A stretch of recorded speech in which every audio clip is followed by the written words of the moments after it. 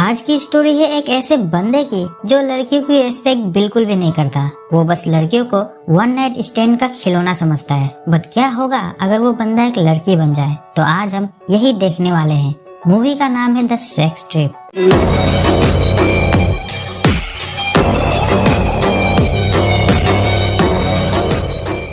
ये कहानी है एक एडी नाम के राइटर की, जो 10 साल की उम्र में अपने पेरेंट्स के साथ अमेरिका आ गया था। एडी क्लास का वो बच्चा था जिसे किताबें पसंद थी और उसे एक लड़का बुली भी किया करता था। लेकिन एडी की मदद हमेशा एक खूबसूरत लड़की किया करती थी, जिस वजह से एडी के दिल में भी उस लड़की के लिए फीलिंग्स आ गई। पर जब उसे पता चलता है कि वो लड़की बुली करने वाले लड़के की गर्लफ्रेंड है, तो उसका दिल टूट जाता है।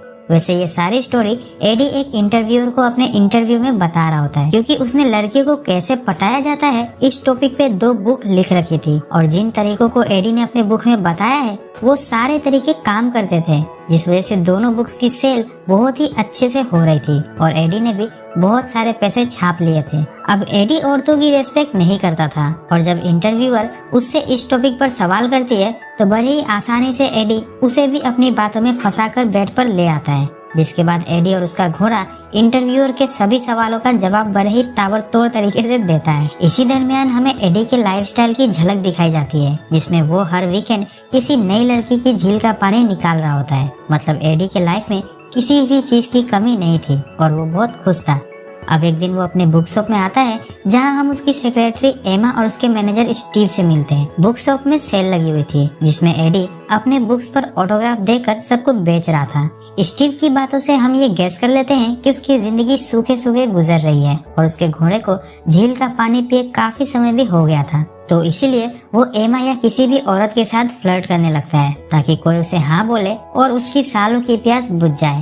पर ऐसा होता नहीं है। वैसे आज के सेशन में बुक्स की सेल्स अच्छी हुई थी, तो सभी खुश थे। और इसके बाद एडी अपनी सुपर कार में बैठकर घर जाने ही वाला था कि स्टीव उसे एक पार्टी में इनवाइट करता है। तो एडी भी उसकी बात मानकर पार्टी में आने के लिए मान जाता है।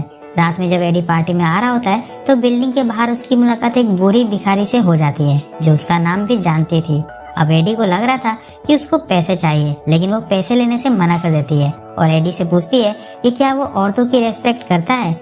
ये सवाल सुनकर एडी को लगता है कि स्टीव उसके साथ प्रैंक कर रहा है, पर ऐसा कुछ नहीं था। वो बूढ़ी भिखारन का मजाक बना रहा था, क्योंकि वो बुढ़िया उसे उसको किस करने के लिए बोल रही थी, ताकि एडी ये प्रूव कर सके कि वो किसी भी एज की वुमेन को रिस्पेक्ट करता है। लेकिन एडी उसे किस नहीं करता और पार्टी में चला जाता है। वही हम देख पाते हैं कि इस बुढ़िया ने एडी के ऊपर एक स्पेल कास्ट किया है, जिसका असर एडी पर अभी तो नहीं होता। अंदर पार्टी में आई सबसे हॉट लड़की को एडी चूज करता है और बड़े ही स्मार्ट तरीके से वो उससे बातचीत कर रहा था, जिससे वो लड़की खुद ही इम्प्रेस होकर एडी को अपने घर चलने के लिए बोल रही थी। फिर क्या था, एडी उसे अपनी गोद में उठाकर घर ले जाता है और बेड पर लिटाकर उसकी गुफा में जोर शोर के साथ खुदाई का काम शुरू कर देता है। अब खुदाई का आनंद लेने के बाद एडी बीच रात में निकलने की सोच रहा होता है, तो वो अपने कपड़े लेकर वॉशरूम में आता है। वो हल्का होने के लिए जब अपने हथियार को ढूंढ रहा था तो वो देखता है कि उसका हथियार गायब हो चुका है और उसके सीने पे 2 बड़े बड़े संतरे आ चुके हैं। खुद को लड़की की बॉडी में देखकर एडी शॉक था, इसलिए वो चुपचाप कपड़े पहनकर उस लेडी के घर से निकल जाता है। और सुबह सुबह वो स्टीव को कॉल करके मिलने के लिए बुला रहा था, लेकिन उसकी आवाज भी एक लड़की की तरह हो गई थी। तो स्टीव को लग रहा था कि सुबह सुबह कोई उसके साथ मजाक कर रहा है, इसलिए वो आने से मना कर देता है।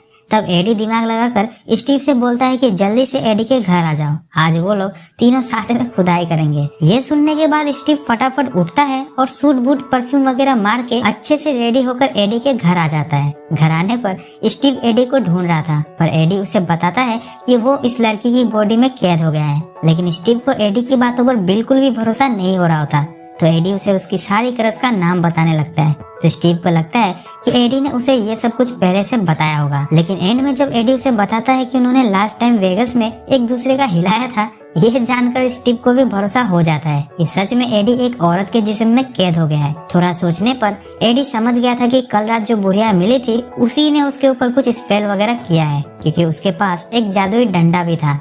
अब दोनों उस भिखारी बुढ़िया को ढूंढने का प्लान बनाते हैं, लेकिन स्टीव एडी को बोलने लगता है कि अगर वो लड़की की बॉडी में है ही तो उसके घोड़े की प्यास बुझा दे, पर एडी उसे डांट पीट कर अपने साथ होमलेस शेल्टर ले जाता है, जहाँ एडी खुद को एडना के नाम से इंट्रोड्यूस करके मैनेजर से मिलती है। मैनेजर निकी का बिहेवियर बहुत ही पोलाइट था, तो वो उन दोनों को होमलेस शेल्टर में रह रहे सभी बुढ़ियों से मिलने देती है, क्योंकि उन लोगों ने बहाना मारा था कि एक बुढ़िया ने उनका आइडेंटिटी कार्ड चोरी कर लिया है।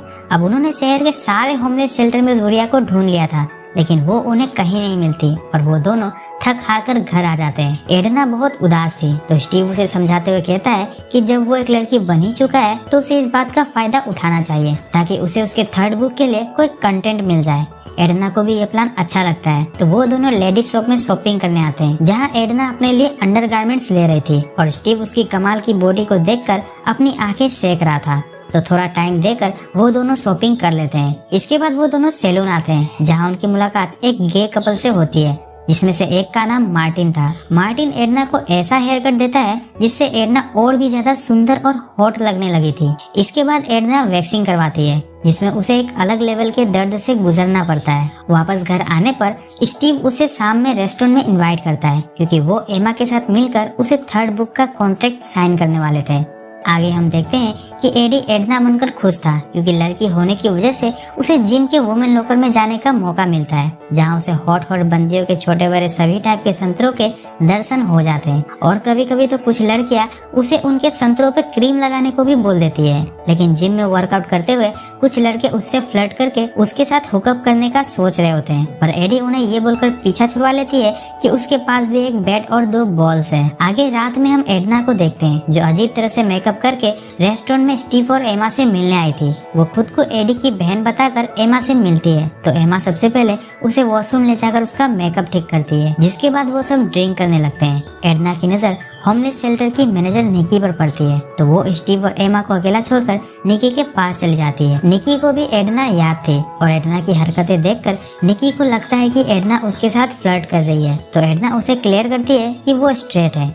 अब बातों ही बातों में एडना को पता चलता है कि निकी की लाइफ कुछ अच्छी नहीं चल रही है, तो वो उसे समझाती है कि हुकअप के लिए कॉन्फिडेंस होना बहुत ही जरूरी है और कॉन्फिडेंस लाने के लिए उन्हें कुछ शॉट्स पीने होंगे। तो 4-5 बोतल बियर खत्म करने के बाद निकी बार में बैठे एक लड़के के पास जाकर खुद को इंट्रोड्यूस करती है, लेकिन वो लड़का उसे भाव नहीं देता और खुद को कमिटेड बताता है। अब ये सब एडना भी देख रही थी, तो वो भी उस लड़के के पास जाकर उससे बात करती है, तो वो लड़का एडना के साथ हुकअप के लिए तैयार हो जाता है। लेकिन एडना उस लड़के पर बियर फेंक कर वहाँ से चली जाती है, क्योंकि उसने निकी की बेइज्जती की थी। इस इंसिडेंट के बाद निकी और एडना में अच्छी खासी दोस्ती हो गई थी। कुछ दिनों बाद एडना एडल्ट टॉय शॉप में कुछ खिलौने लेने जाती है, ताकि वो भी कुछ नया ट्राई करे और जान सके कि टॉयज लड़की को ज्यादा सेटिस्फाई करता है या फिर आदमी। ये सब उसके थर्ड बुक के कंटेंट के लिए था। अब जब वो कुछ टॉयज देख रही थी तो उसकी मुलाकात जेफ नाम के बंदे से होती है, जो इस शॉप में पार्टी के लिए कुछ टॉयज लेने आया था। जेफ की बातों से एडना को वो शरीफ बंदा लगता है, इसलिए वो उसका कार्ड रख लेती है, क्योंकि जेफ उसे कॉफी पे इनवाइट कर रहा था। घर आकर वो स्टीव को जेफ के बारे में बताती है, क्योंकि वो निकी और जेफ की सेटिंग कराना चाहती थी। वहीं जब स्टीव एडना के रूम में बहुत सारे आर्टिफिशियल हथियारों को देखता है, तो वो समझ जाता है कि वो जेफ से एडल्ट टॉय शॉप में मिली थी। इसके बाद एडना निकी से होमलेस शेल्टर में मिलकर उसे जेफ के बारे में बताती है, लेकिन निकी को डर था कि जेफ भी उसे रिजेक्ट कर देगा, इसलिए एडना निकी का मेकओवर करने का प्लान करती है। तो सबसे पहले वो मार्टिन के पास एक अच्छा हेयर कट करवाते हैं। इसके बाद वो निकी के लिए कुछ सेक्सी कपड़ों की शॉपिंग करके एंड में दोनों पेडिक्योर करवाती है। और जो लड़कियां उनका पेडिक्योर कर रही थी, वो उन दोनों की दोस्ती को देखकर ये समझ लेती है कि दोनों लेस्बियन है। खैर रात होने पर वो निकी को टिप टॉप रेडी करवाकर जेफ से मिलवाने ले जाती है। जेफ को भी निकी पसंद आई थी। एडना उनके लिए कॉफी लेने चली जाती है। शॉप का वेटर भी एडना के साथ फ्लर्ट करता है, तो एडना उसे बता देती है कि उसके पास भी एक बैट और 2 बॉल्स हैं। फिर वो उन दोनों को कॉफी सर्व करके वहाँ से निकल लेती है, ताकि निकी जेफ के और करीब आ सके। और अगले दिन बास्केटबॉल कोर्ट में एडना स्टीव को समझा रही थी कि उसे निकी की बहुत ही परवाह है, क्योंकि उससे मिलने के बाद उसने औरतों के दूसरे साइड को जाना है। अब वो समझती है कि हर औरत को रेस्पेक्ट देनी चाहिए, वो बस उन्हें वन नाइट स्टैंड के लिए यूज नहीं कर सकता। बातों ही बातों में एडना बताने लगती है कि निकी कितनी ज्यादा सुंदर, हॉट और इंटेलिजेंट है। यह सब सुनकर स्टीव से चिढ़ाने लगता है कि उसे निकी से प्यार हो गया होगा, लेकिन तभी उसके सर पर एक बॉल आकर लगती है और वो बेहोश हो जाता है। इसके बाद एडना टिप टॉप रेडी होकर निकी के घर पे आती है, जहाँ वो दोनों रेड वाइन पीते हैं। फिर निकी अपने कपड़े उतारकर एडना के सामने ही नहाने चली जाती है और वो उससे जेफ की बातें कर रही थी कि जेफ बहुत ही अच्छा इंसान है जिसके साथ वो फ्यूचर बिताने की सोच रही है। ये सुनकर एडना अगले दिन जेफ के ऑफिस में उससे मिलने चली जाती है, जहाँ लिफ्ट में उसकी मुलाकात जेफ की असिस्टेंट और कोवर्कर से होती है। उनसे एडना को पता चलता है कि जेफ शादीशुदा है और तो और उसके 3 बच्चे भी है। जेफ की सच्चाई जानकर एडना गुस्से में वहाँ से निकलकर सीधा स्टीव से मिलती है, तो स्टीव उससे जेफ की सच्चाई निकी को बताने के लिए बोलता है। रात में एक फैशन इवेंट में एडना ने पार्टिसिपेट किया था ताकि वो औरतों के बारे में और ज्यादा अच्छे से समझ सके। इसी इवेंट में उसने निकी को भी बुलाया था। निकी के आते ही वो उसे जेफ की सच्चाई बता देती है, लेकिन निकी को एडना की बातों पर विश्वास नहीं होता और वो उसे ही उल्टा सीधा सुनाने लगती है कि वो उसे पसंद करती है, इसलिए वो जेफ के बारे में उल्टा सीधा बोलकर उसे भड़का रही है ताकि वो जेफ से अलग हो सके और उसके पास आ जाए। एडना उसे समझाने की कोशिश करती है, लेकिन निकी उसे भला बुरा बोलकर वहाँ से निकल गई थी। निकी की बातें सुनकर एडना रोते हुए रैंप वॉक करती है, जो कि काफी ट्रेंड में आ गया था।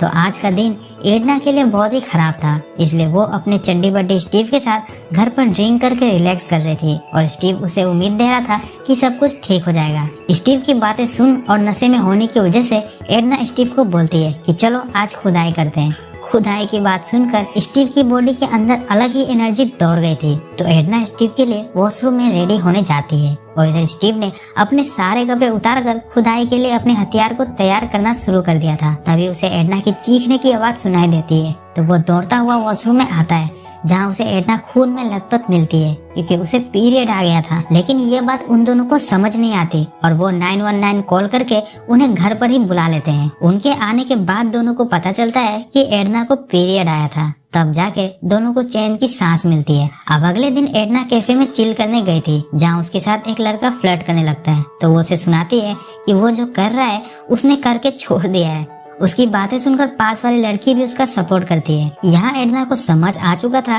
कि हर औरत को रेस्पेक्ट चाहिए और हर टाइम उनसे फ्लर्ट करना उन्हें इम्प्रेस नहीं बोर कर देता है। इसलिए वो वहाँ से निकलकर सीधा अपने 3rd बुक पे काम करने लगती है, जिसका नाम उसने द सेक्स ट्रिप रखा था।